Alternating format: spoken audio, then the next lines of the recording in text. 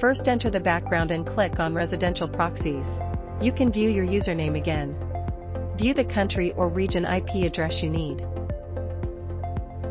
You can also view the port and address, city, state, username, and password.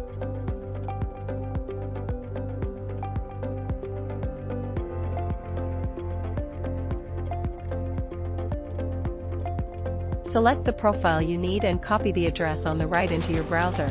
Then open the browser page and add the profile information. Enter the profile name, select the proxy type, and enter the proxy address, port number, username, and password you copied earlier.